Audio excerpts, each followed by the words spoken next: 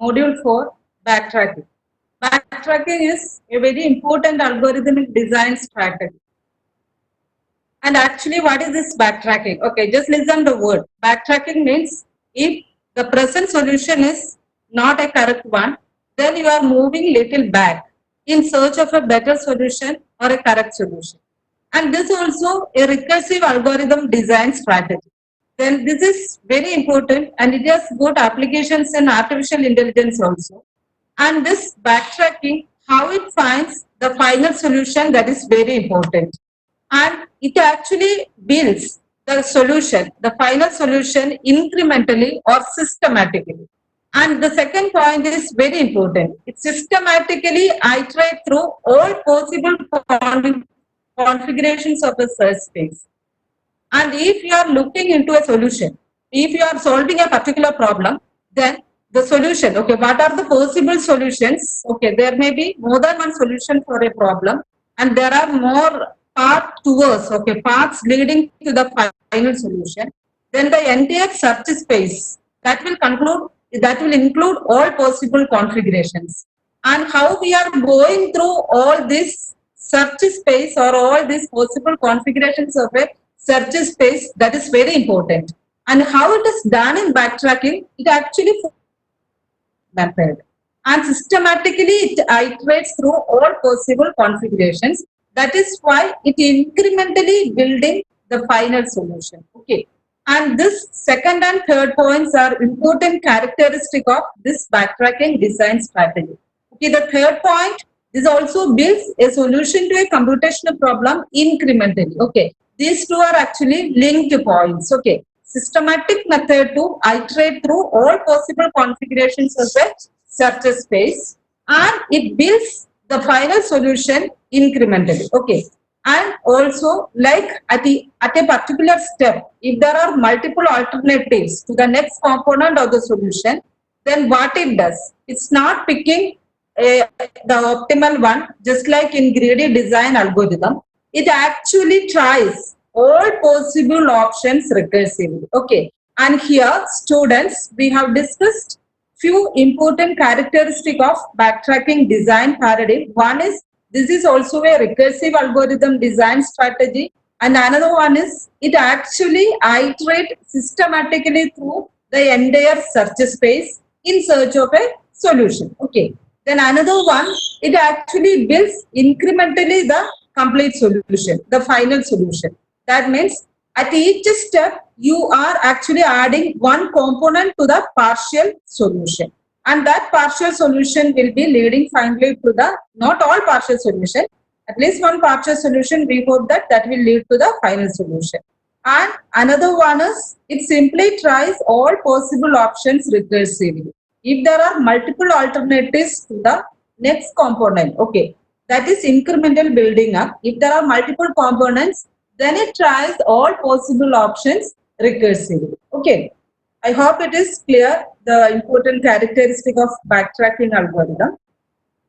Then again, where we can apply actually, okay, this is actually a more explanation to the first point we have already seen. It is a systematic method for searching one or more solutions for a given problem. Okay, and here also you can see there are many applications for backtracking where we can apply this backtracking design strategy. Okay, precisely it can be applied very effectively in a multi-decision problem. In a multi-decision problem means at this step you have multiple decisions in your hand, and which decision you are going to choose. Okay, which is the optimal one, which will lead to the final solution, and that can be done effectively using the backtracking design strategy. And the execution, like one more thing, what is actually, I told you that in a backtracking, whenever we proceed with a particular solution, then at a point we understand that we cannot proceed further. We cannot proceed further. That point is called actually a dead end. Just like if you are entering into a building and there are 3 corridors in front of you, which corridor you should choose to reach the correct location, we don't know. And assume that we are proceeding with the left corridor and we are moving ahead. Then there are, at a point you have no doors opened, all are walls. then that is actually a dead end. Then you will backtrack. That means you will walk in backwards direction and you will proceed with the next thing. Okay, this is called actually a dead end. And in case of a dead end, one will backtrack. That's why the name backtracking algorithm. Okay, one will backtrack and he can try other alternatives. Okay. And these are the major domains where we can apply backtracking design paradigm. One is enumeration problems, and in enumeration problems, we will list all solutions and we will be picking an optimal solution. Okay. And all solutions are listed for a given problem. And this backtracking algorithm helps you to solve these enumeration problems in a better way. Then another one is decision problems. Okay, decision problems we are very much familiar with. Decision problems will always ask a question and to decide something, okay, then the answer will be obviously binary, yes or no. Okay, in a binary decision problem, the answer will be yes or no. Then the decision problems or domain also we can apply the backtracking design paradigm. Then another domain where we can apply backtracking design paradigm is optimization problems. And what are actually optimization problems means? The problems which intend you to maximize or minimize some value. Something like whenever we are doing a business, then our optimization will be maximize the profit. And if you are constructing a house, then the optimization will be minimizing the cost. And in all these cases, certain limitations will be there. Okay, for example, if you are building a house, you can see the limitations are actually your requirement, satisfying your requirement, how to minimize the cost. And in all the cases, there will be some constraints, limitations, and this optimization domain, decision problems and enumeration problems, where we can apply backtracking design paradigm effectively. And here, more precisely, how can we visualize backtracking? Okay, I hope everybody is busy with, everybody has a knowledge regarding the brute force approach. And actually, what is brute force approach? Trying all possibilities without skipping any possibility. That means you have to try all possibilities one by one. And what's the problem with this brute force approach? It will always lead to exponential time complexity. That is why for solving these problems, we cannot apply. Normally, one won't go for a brute force design technique. And this is actually organized brute force. Okay, this is not a brute force. There is a difference. Backtracking also, you should remember that at the worst case, okay, if the search space does not contain a solution, then you will try all alternatives. In that case, the worst case complexity of the backtracking algorithm will be exponential. Whereas brute force, always it will be the exponential time complexity, because you will try all possible alternatives. You will list out all possible solution and then you will pick the optimal one. Okay. This technique will normally leads to exponential time complexity. Whereas in the case of backtracking, what the thing is, if a partial solution does not lead to the final solution, you have the opportunity, you have the freedom to reject the partial solution with all its candidate solutions. Okay, I hope I am clear to you. Then a backtracking algorithm, it's again a repetition. Okay, why? Because it's very important. Backtracking algorithm solves problems incrementally by adding. Incrementally means each step you will add a component to the solution. You will add a component to the solution. And that is actually the candidate solution. Adding candidate solution. And at each point, since it is not the final solution, we will call it as a partial solution. And this process will be done till final solution is obtained. Okay, this is the heart of or the technique of the backtracking design paradigm. Okay, then actually how we are applying this, that can be discussed only with respect to a specific problem. And this is actually the general algorithmic technique. And this can be customized for each individual problem. Okay. And the freedom here, what is the major difference between backtracking and the brute force is, if a partial solution does not leads to a solution, then you can reject it along with it other candidate solution. This is an important step in backtracking.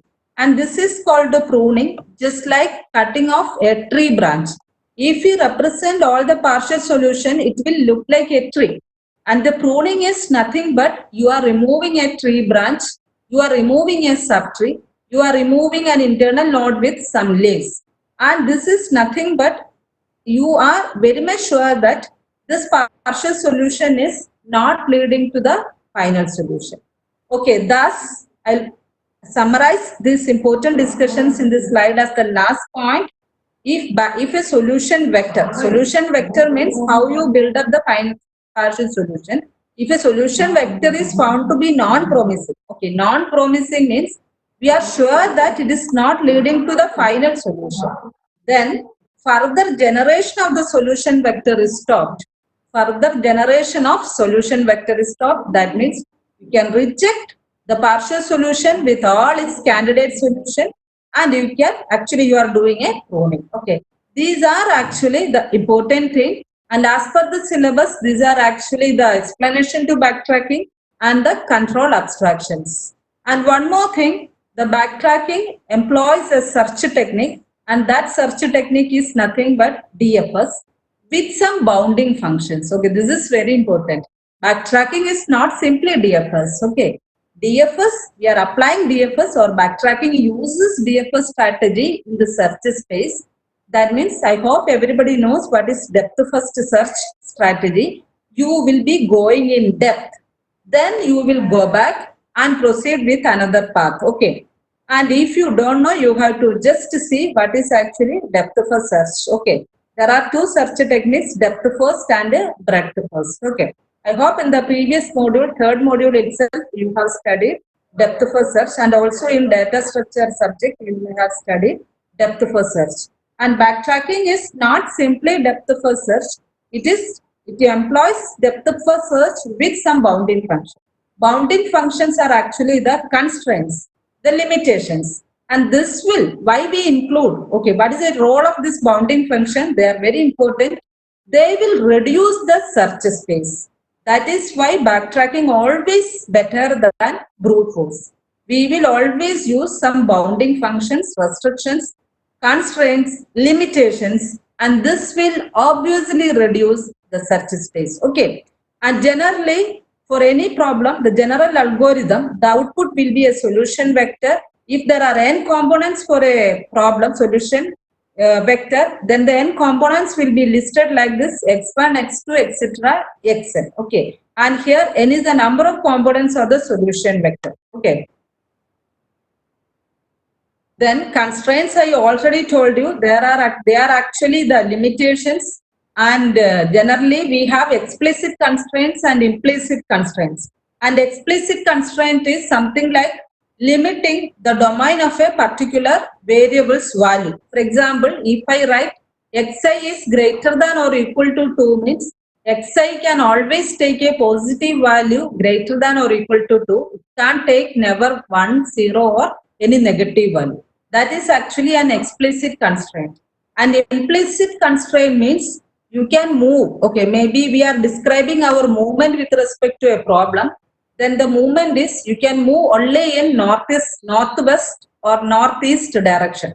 That means your movement is restricted. Okay, and these are actually explicit and implicit constraint. I hope it is more clear whenever we discuss the backtracking design strategy with a specific problem. Okay, and this is actually the control abstraction of backtracking.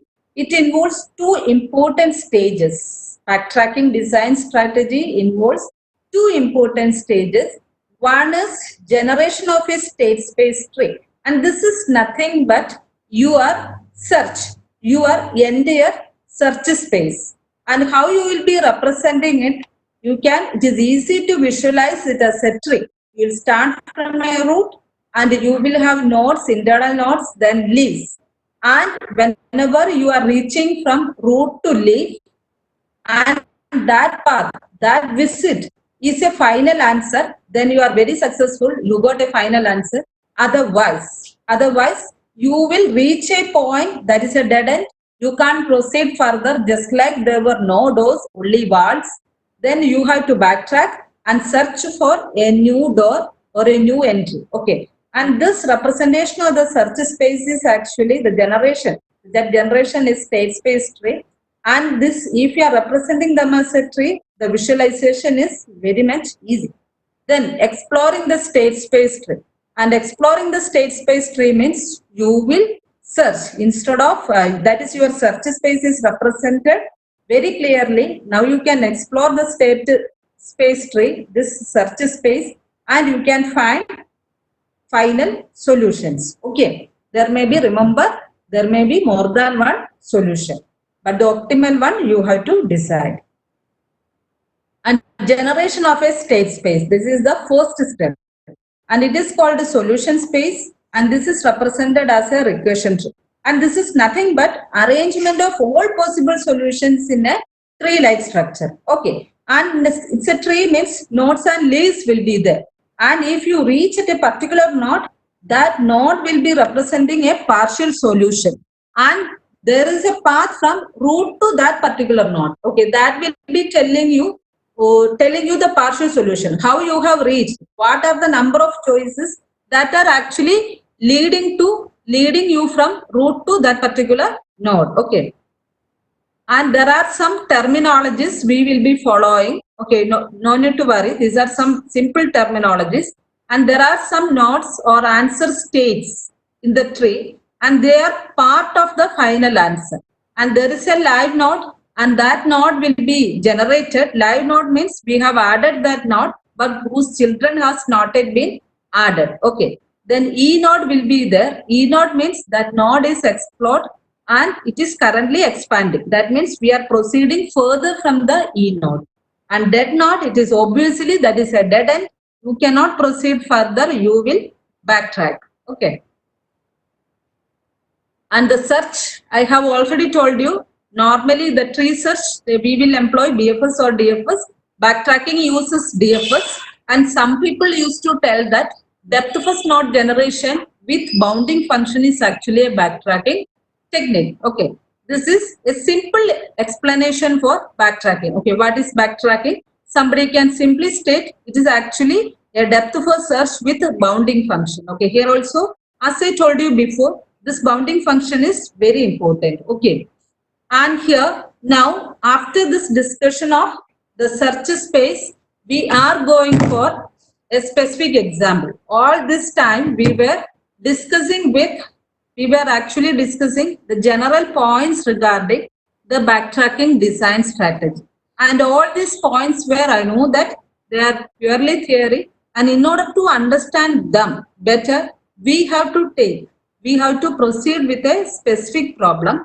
And here we are considering a specific problem that is mentioned in your syllabus. It's a very famous and important problem, N-Queen's problem. Okay, and this has been studied or included in artificial intelligence also. And this N-Queen's problem was actually first proposed by a German chess enthusiast, Max Bessel, in 1848. And what is this problem? The problem is quite interesting, and this is very interesting problem. And the problem is how we can state the problem. There's a second point. Place n queens on an n by n chessboard so that no two queens can attack each other. Okay, where two queens will be attacking, that means you can place the queens in the same row, in the same column, or in the same diagonal. Okay, if you place queens in the same row, they will attack each other. If you place queens in the same column, they will attack each other. And if you place them in the same diagonal, then also they will attack each other.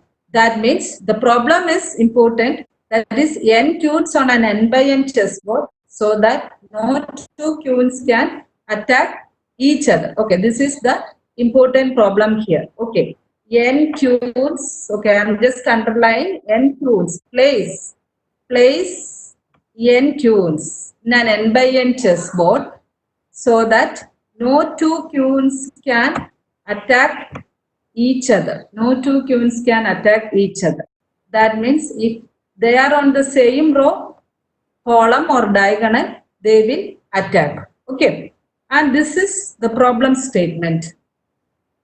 And here, the findings. What are actually our findings? Okay, after reading this problem statement, what is your finding? Any idea?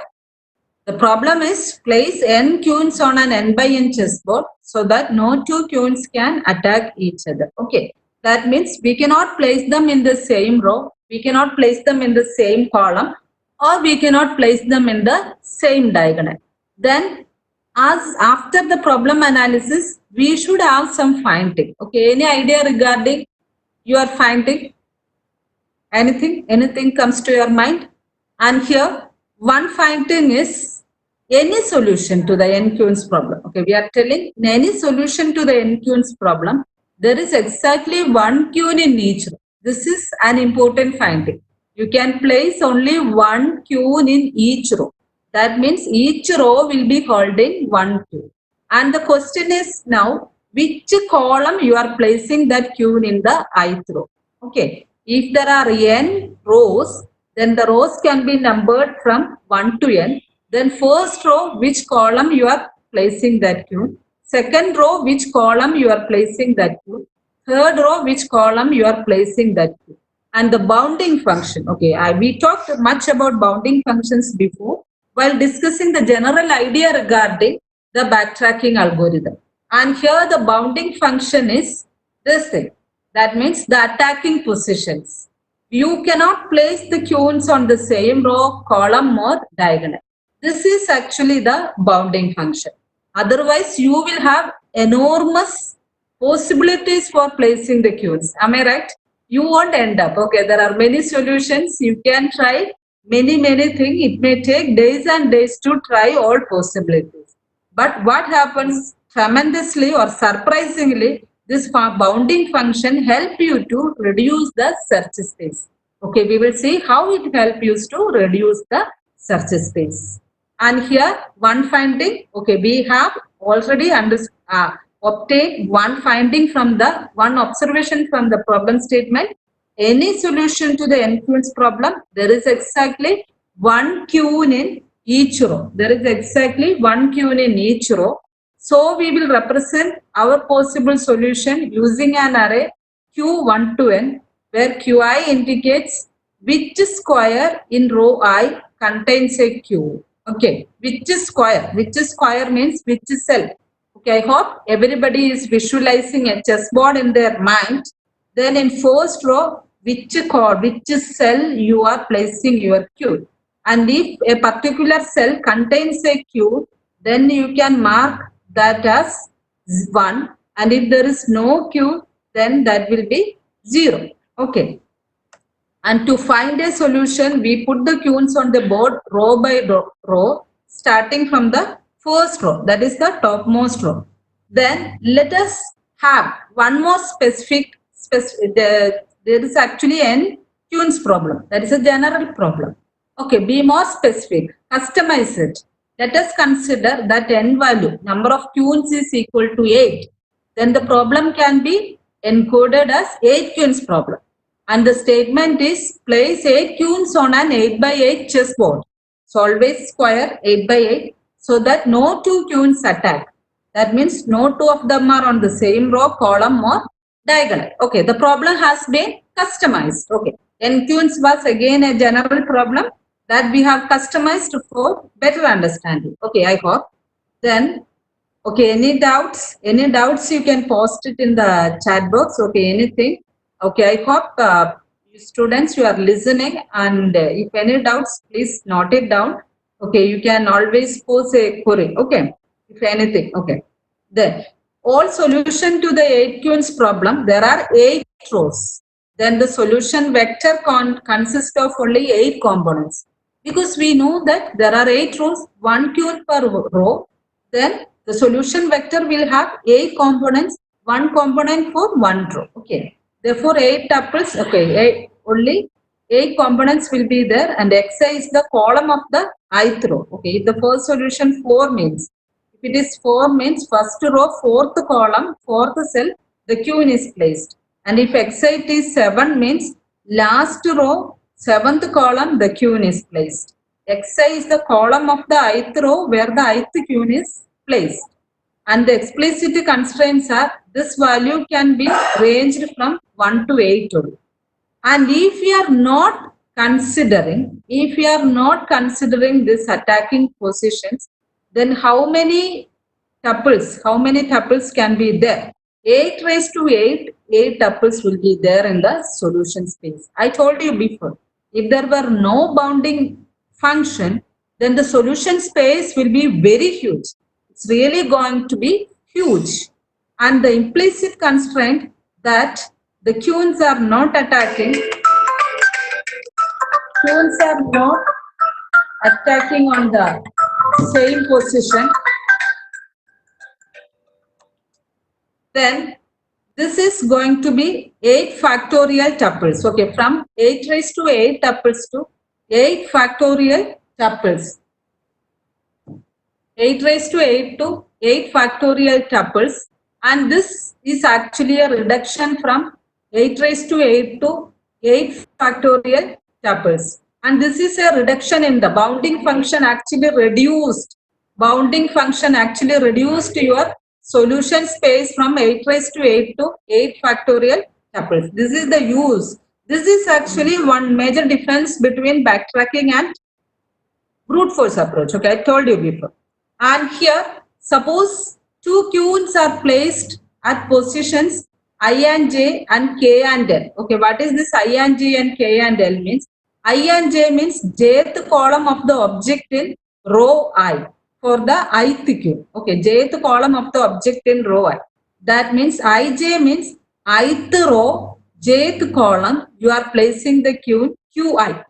Okay, I hope you are noting the conventions. The pair ij means ith queen you are placing on the jth column, and the kth queen you are placing on the lth column. And the column conflict means two queens conflict if their xi values are identical. If this j and l are same, then means they are placing on the same column. Then there will be an attack. Then there are two diagonal attacks. One is actually an increasing diagonal and another one is actually a decreasing diagonal. Okay, if decreasing diagonal and increasing diagonal will be there. And here we have wrote it as diagonal 45 conflict and diagonal 135 conflict. In that case, what will be the values? You can check it out. I minus j should be equal to k minus l if they are on the same diagonal. And diagonal 135 conflict will be, that is an increasing conflict. You will be moving like this. The diagonal 135 means you are moving like this. Okay, that means I am talking about actually the diagonal movement. This is actually the 135 diagonal movement. And this is going to be the 45 diagonal movement. Okay, here there are two diagonal movements. And in the case of this 135 diagonal movement, the value will actually be increasing. And that means I plus j equal to k plus l. I plus j equal to k plus l. And you can have a mere exchange and you will be getting j minus l equal to k minus I. And here also you are getting j minus l equal to I minus k. But we are never interested in their diagonal values. Okay, we are never interested in their diagonal values. And we can see we will take their absolute values, j minus l equal to I minus k. Okay, this is some solution. Okay, some space to this particular 8 queens problem. Okay, this is not a final solution. Okay, I'll tell you how we can get the final solution. This placement, just to understand the terminology, see the first column, second cell. First row, second cell, the queen is placed. Second row, fifth cell, the queen is placed. Third row, first cell, the queen is placed. And here you can see these two queens are actually on the attacking positions. And how will you check the conflict? You have to remember this formula, j minus l equal to I minus k for the diagonal conflict. And take these two cells, the cells are 3, 1 and this is going to be 8, 6.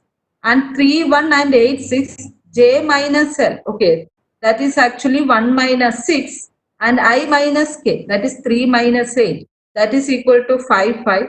And if they are same, the two queues are on the attacking positions. And you can see here, this is a diagonal attacking position. Am I right? This is a diagonal attacking position. Okay, this is how we will be checking. Okay, because row conflict and column conflict can be found easily while coding. The only complication is how will you check the diagonal conflict. And for the diagonal conflict, this simple equation will help you. Okay.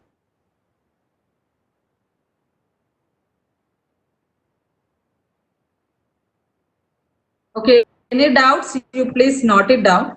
And suppose we are going to find a solution. Okay, we are going to check for a solution. And for the first 4 rows, we have randomly placed 4 queues, satisfying the constraints.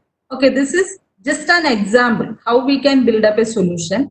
And assume that in the first row, I am free to place the queue at any location. Okay, I am randomly choosing the 7th cell. Okay, I am placing the queue here. Then second row, how many locations are actually possible for me? This is an attacking position. This is also an attacking position. And here you can see, after placing the first queue, I cannot place here, I cannot place here, and I cannot place here. That means in the second row, I am free to place my queue in at any other position. Assume that we are always choosing the last one. Okay, the last one from the right end, and I am placing my queue here. And here the attacking positions like this. These are the attacking positions. In the third row, I cannot choose here, and this will obviously be continuing. This also you cannot choose. This is an attacking position. Okay, and out of this space, assume that I am placing my queue here. Then in the fourth, you can see these are the positions where I cannot place my queue. Okay, here this will be continuing. Here also I cannot place, and this is not a diagonal one, but here this is a diagonal one. I cannot place. This also I cannot place this column. Also it is from this queue. Also you will be getting a column conflict, and this one actually going to here. Okay, sorry that this is a diagonal conflict and it will be going like this. Okay, and here we will be placing the queue. Okay, after this we have 5, 6, 7 and 8. Okay, if this is the partial solution you are starting with, then how we can proceed to the final solution, that will be shown in the next slide. Okay.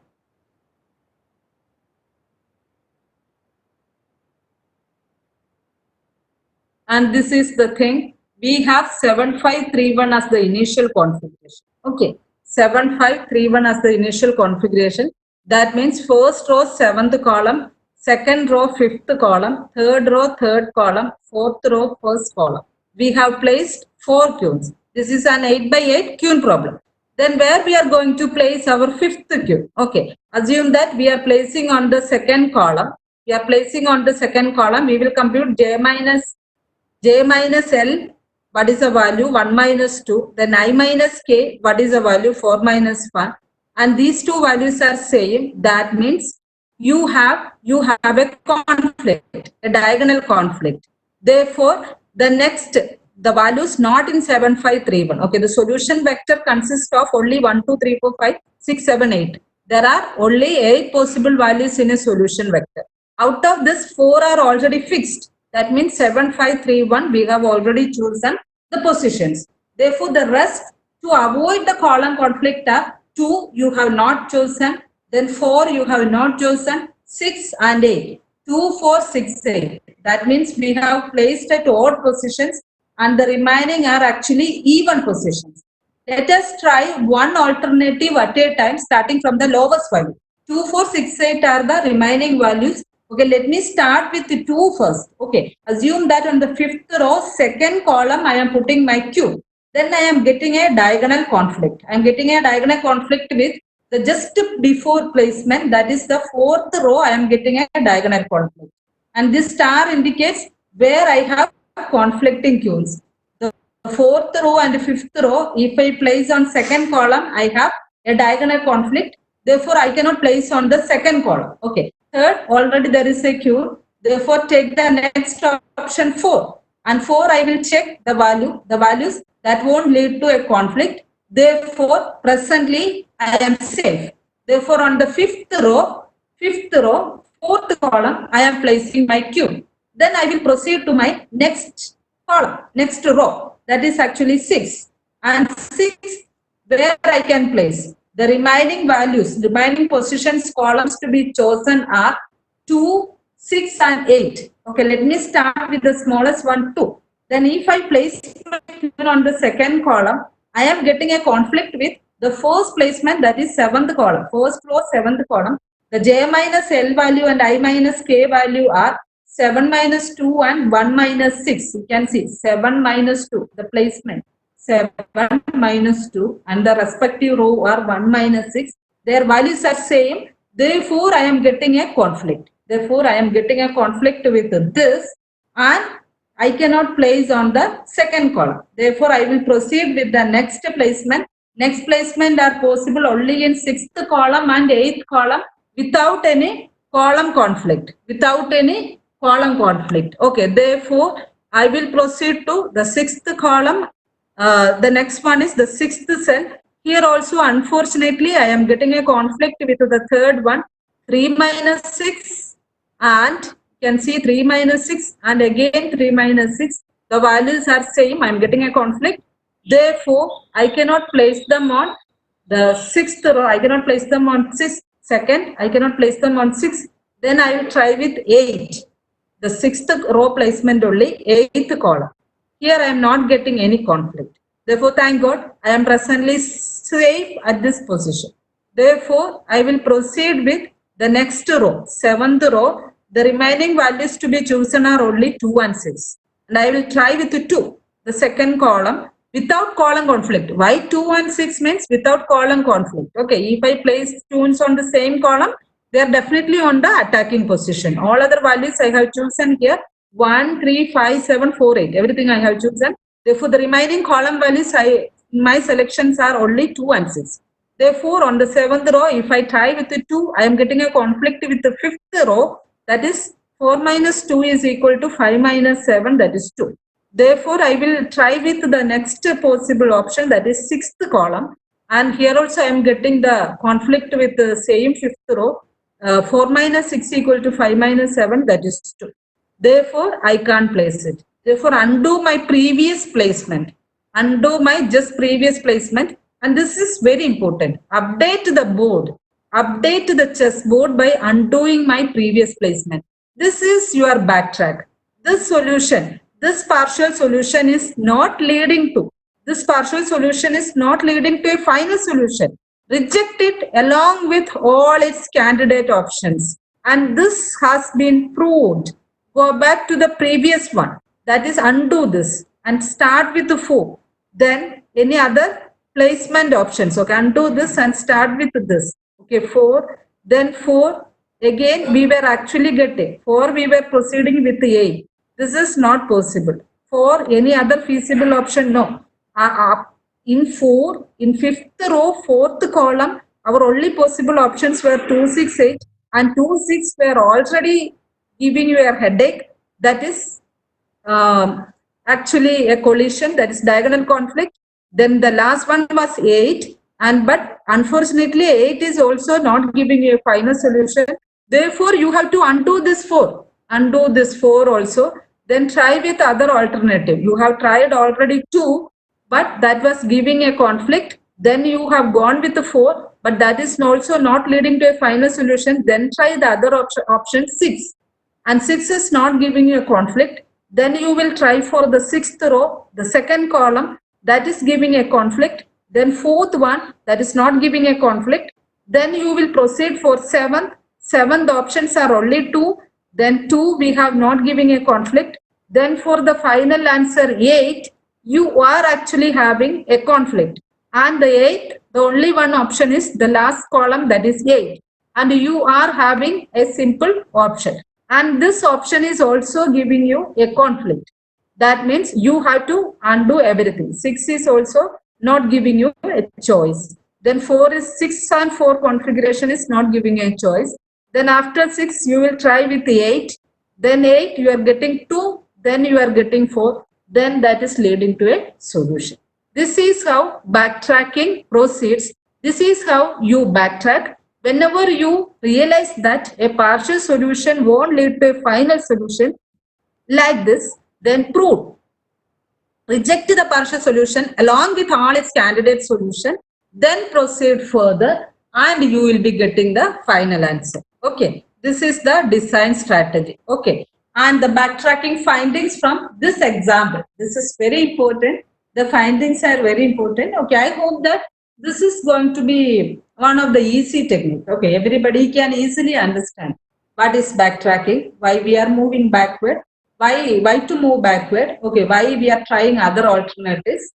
Okay, if we are getting an answer, see here, in brute force, what we will do, we will list out all possible combinations, all possible one, then you will pick the optimal answer. Okay, in here we are not doing like that. Okay, here we are trying the alternatives available at each step. Okay, after this I hope we have tried all our alternatives and none of them led to a final solution, then we will backtrack. But if we get a final solution, then no issue, you are happy with that. Okay, that means it actually, if there is a solution, it will always does this work in polynomial time. But remember that the worst case complexity of backtracking is exponential. That is worst case, as in brute force. But brute force always does in exponential time complexity. And this is easy to understand. And this is a simple one. And you have to clearly analyze and do manually that this particular combination. Then you can see how we have proceeded, backtrack and everything. And the observation from the previous example, keep trying to extend to the next solution. Once we get a partial solution, keep trying to extend to the next solution. Then if we cannot, undo previous move and try again. That we have done already. Undo previous move and try again. Okay, I hope I am clear to you, right? Any doubts? Please note it down. Okay, fine. Then exhaustively search through all possibilities. Here we have done all possibilities 2, 6, 8. And we have backtracked because none of them led to a final solution. But remember, do it systematically. That is also there. We are doing it systematically. Okay, an incremental building up of complete solution. Doing it systematically. Okay, fine. These were the important findings from our example. Okay, any doubts? Please note it down. And the solution will be looking like this. Here there is no conflict. This is the solution. This is the final solution. Okay. And this is another solution. That's not the only one solution. This is another options. And the array will be 4, 7, 3, 8, 2, 5, 6. This will be first row, which column you have placed. Second row, which column you have placed. Because one important finding from the problem was each row contains one queue. Am I right? Okay, this is a recursive algorithm. You need not worry. Here, there are important points. It recursively enumerates all complete n-queue solutions. That with a given partial solution. Okay. A path from root down to any node shows the history of a partial solution. The backtracking algorithm simply performs a depth first traversal of this tree. Which tree? I'll show you. This is the tree. This is the recursion tree you are doing. This represents the state space tree. This represents the state space tree, and exploring the state space tree will give you which branch, which path actually lead to a final solution. Which path actually lead to a final solution. And these points BB deter checks gives you the backtracking that were actually a dead end. And here with a 4 queues, 8 queues very important to visualize. 4 queues again a customization. And this here I hope you can see it. First row, first cell I am placing. Then second row you have to see it. Second row I cannot place here. I cannot place here. I cannot place here. Then I have only these two. I have placed it here. Then I cannot place any of these cells. Therefore, I have to undo my previous placement. And I am moving from this cell to this cell. Okay. Then I can place it here. Am I right? I am going to place my queue here. Here there is no conflict. Then on the fourth, you can see here there is a conflict. Here there is a conflict. Here there is a conflict. Here also there is a conflict. Therefore, in 4 queues problem, if you have this partial solution, you cannot proceed further. Therefore, prune this, undo everything, backtrack. Try with the second alternative. Okay, we have moved to the second cell. Then the options, then that will lead to a final answer. That is actually leading you to the final answer. Okay, I hope. This is how we are doing the backtracking. We are systematically building or incrementally adding one component, because first row a queue has been placed. That is actually an adding of one component to the solution vector. And the second row also we are adding this. This is another adding. And this partial solution at this stage we realize that it's not leading to an optimal solution. Then what obviously we have to do? Backtrack and try other alternatives. Okay, try other. And we have moved our first queue itself from the second one, and that we got an answer. And this is actually the state space representation. And this is more easy for your visualization. I have represented like this. These are actually the regression tree for the 4 queues problem. Okay, when a question is asked to draw the state space tree or the regression tree, you are supposed to draw all possibilities, all possible movements. And for 4 queues problem, it is easy. And 8 queues, this will be pretty large. I hope you understand that. And here, the informal algorithm is easy to grasp. Start from the first column, check row by row and place a queue. Move on to the next column, place the next queue. And more importantly, if the placement of the queue is safe, then check whether all queues are placed. Then print the solution, else remove. If it is not safe, remove the last queue and backtrack. If the solution is not found, then report an error. Okay. Coding, just assume that we are doing some coding in Python. Then assume that it is an n by n grid. The number of rows and columns range from 0 to n minus 1. Board ij, ith row jth column is equal to 1, indicates the presence of a queue. 0 indicates absence of the queue. There is only one queue per row. Then we can write the coding, the informal algorithm like this. Place queue on a chessboard. For each C is the cell, the column. I comma C, this is actually I. Okay, I don't know why how it came L here. It is I. I comma C is available. Place that queue and update the board. If that was your last queue, then return true. You have found the final solution. If not, you have to extend this partial solution incrementally by trying to place the next queue on the board. Call the function recursive. If extend solution is also true, then final solution. Otherwise, what we have to do? Backtrack, undo this movement and update the board. And this update the board is very important, both in the positive case as well as in the negative case. Positive case means you are very optimistic, moving with the partial solution, that's a correct one, and update the movement, that's a negative one, that is, this is a dead end. In that case also, you have to undo the previous movement and update the board also. You may have placed the queue not somewhere. Okay, right.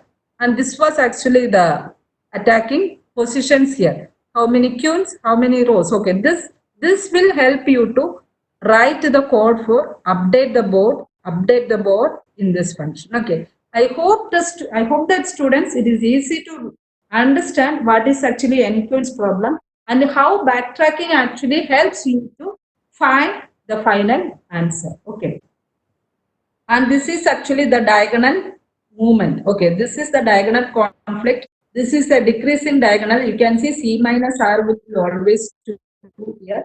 This is C plus R, that is also common here. And these were actually used in our previous explanations. Okay. And that was actually here. This algorithm I have told you before itself. How we got this expression. J minus L equal to I minus K. This was the finding. You can try that.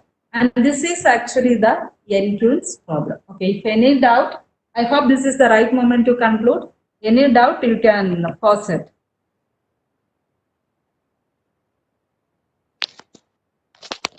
Any doubts?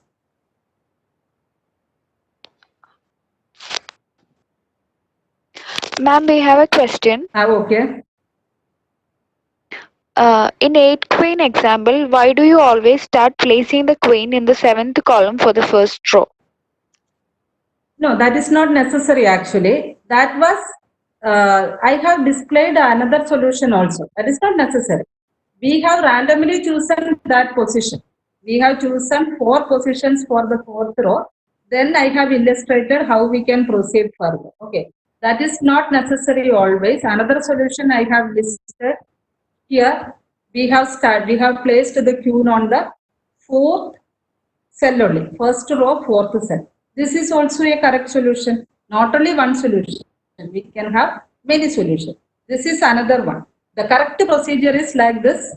If you are trying all possibilities, as in the fortunes problem, what we have done, you can try the first column and that is not leading to a complete solution. You can backtrack all the placement.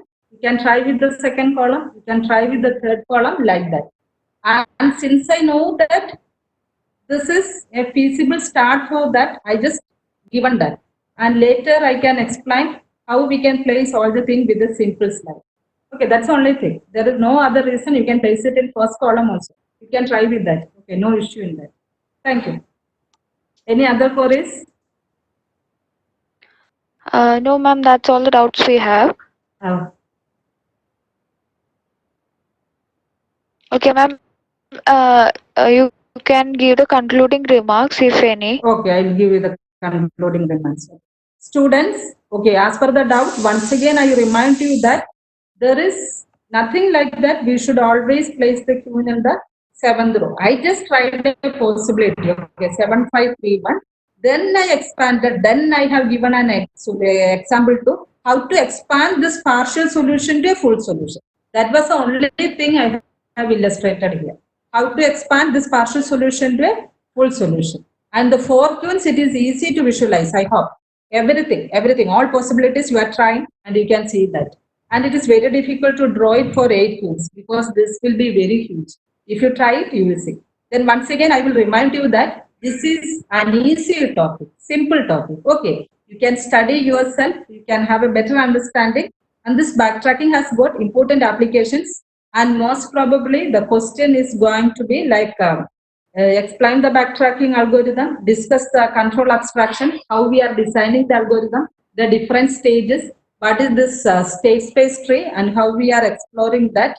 And maybe you may be asked for any of the problems. And this is one of the typical classical problem encountered in backtracking, that is NQ's problem. Okay. And if you have any other doubts also, you can post me. I hope so. Okay. Okay, thank you for your listening. Thank you for your patient listening. And this actually, this is not in your prescribed textbook format. Okay, I have referred a textbook, Design and Analysis of Algorithms by Yahoo and Ullman. I got backtracking from there. And also in Artificial Intelligence lecture series also, you can see the backtracking algorithms. Okay, thank you. Thank you so much, Smita ma'am, for today's class. We are grateful for the time and effort you took to handle the class. It was very informative and helpful session. Once again, thank you so much, and thank you all for joining with us today. Thank you. Okay, thank you.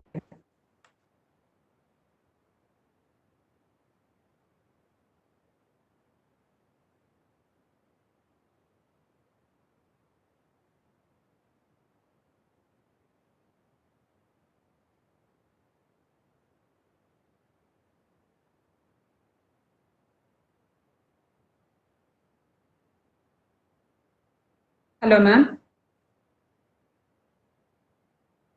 Hello. Ah, yes, ma'am. Any You link? can leave, ma'am. Leave stop sharing കൊടുക്കട്ടെ. അതെ അതെ കൊടുത്തോളൂ leave ചെയ്തോളൂ ma'am. Okay thank you so much. Okay thank you ma'am.